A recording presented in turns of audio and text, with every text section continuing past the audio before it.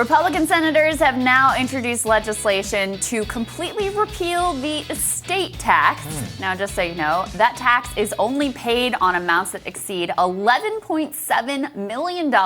And by the way, applies to only about 1,900 families in the entire country. Got it. Same senators introduced legislation, all voted against the COVID relief bill. Democratic strategist Andrew Feldman and culture reporter at The Federalist Emily Jasinski join us now to discuss. Emily, let me start with you. I was fascinated to see that this is the very first thing that some Senate Republicans have decided to introduce under Biden. Senator Rick Scott said yesterday it's time now to talk about the deficit now that President Trump is gone. What do you make about the estate tax being literally the first concern for some of these Senate Republicans under the Biden administration? What does it tell us about the GOP currently?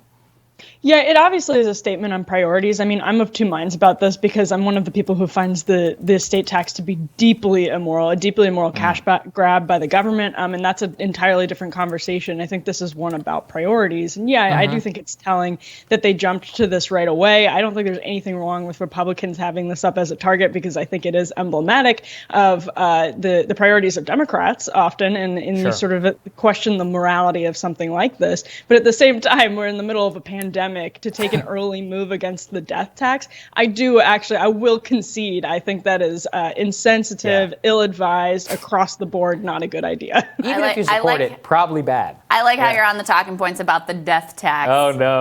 There we go. I mean, I honestly didn't do it on purpose. I am a relative radical on the wealth tax. I think it should be near 100% because this is how American dynasties get created. This is, we talk about inequality. This is actually like the biggest contributor where you just have these massive transfers of wealth to the next generation and no one can ever catch up. But we don't have to agree on that today, Emily. But Andrew, Warren Gunnels, who's policy chief for Bernie Sanders, tweeted out, this repeal of the estate tax would give a tax break of $88 billion to Sam Walton's family, $72 billion to Jeff Bezos' family, $66 billion to Elon Musk's family, 0 to 99.9%, 0 to family farmers.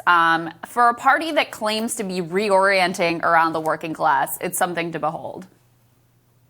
Yeah, I mean, it's mind-boggling, but this is one reason I'm one of many reasons I'm glad we hold the Senate majority. This is dead on arrival here, and the reality is we should go and look and see how many of those senators that introduced this legislation would actually benefit from it. I'm sure there's at least a few of them here who are worth that net worth, and it's just completely out of touch. And, I think it's real. I think this, them trying to take that, trying to do this is actually immoral, not the other way around. Well, Emily, let me ask you this, which is that, do they actually want this done? Because it's not like anybody actually tried to do this under the Trump administration, outside of what they did do within the 2017 tax bill. Or is this some sort of internal messaging? That's the part I never am really able to understand. As I have seen Republicans always float some of their worst stuff when they're out of power, largely because it's like they have a checkbox that they can show to either wealthy donors, interest groups, and more. I'm just curious for your view on that. Yeah, no, that's a great question. I think the checkbox theory is the correct one. I think when you look at, to Crystal's point, there's about 11,000 people that die on a yearly basis who are taxed, who are levied with this tax. It's not a ton of people, and it is really, wealthy people. For all the Waltons, though, there are some business owners who busted their butts to provide for the family and were wildly successful. But again, that's another question. I mean, I'm sort of strictly, Crystal and I could go back and forth on the morality of it, but I think, for a party that is reorienting itself around the working class, as Crystal said, it is a strange revelation of the priorities that still have not reshuffled. I do think Sagar is correct to say that the theory here is it's a checkbox to go back to donors who, while some of the senators may not themselves benefit from this, it's actually the supporters that would. So, yes, I think it's a very accurate theory. Yeah. Wow. And Andrew, but the thing is, they're not going to be really putting this effort front and center, right? This isn't going to be what they go on Fox News and rail about. We got to have a new tax break for the wealthiest among us. This isn't what they're going to present. Their whole strategy is going to be around the Dr. Seuss and the cancel culture and all the culture wars. And they push this stuff. They sort of bury all of this so that people don't notice what their actual terrible economic policy actually is.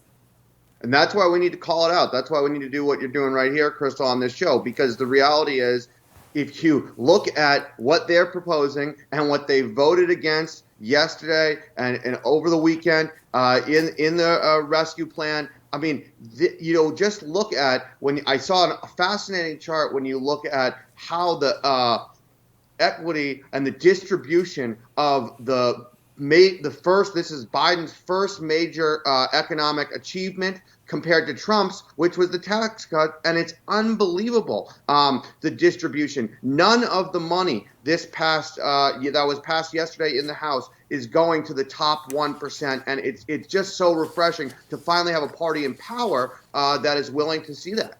That's an interesting contrast, actually. It's a stark chart. All right, guys, stick with us. More Rising for you after this.